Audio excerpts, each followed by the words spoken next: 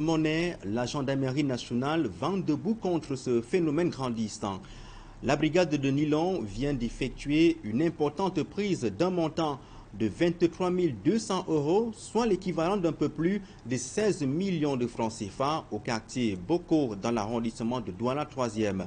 Les deux suspects, des femmes dont le cerveau du groupe venu de la France il y a peu, s'apprêtaient à écouler ces fausses coupures. Innocent Abega et Kevin Thiogo.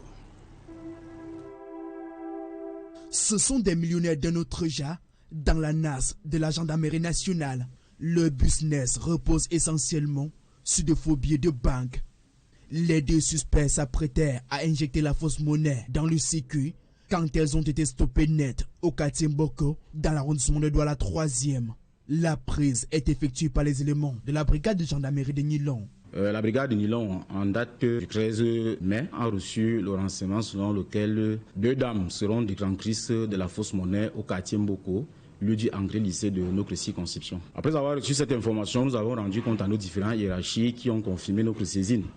Et nous nous sommes immédiatement transportés sur les lieux où nous avons pu interpeller ces deux dames détentrices de cette fausse monnaie. Dans le tir-lit, 23 200 €, soit un peu plus de 16 millions de francs CFA. L'enquête ouverte à cet effet a permis de saisir et d'inventorier cette fausse monnaie d'un total de 232 billets de 100 € chacun ayant le même numéro pour un montant total de 23 200 €, dont l'équivalent en francs CFA est de 16 375 000 francs CFA. Une exploitation plus approfondie des suspects permettra d'en savoir davantage sur la source de cette fausse monnaie.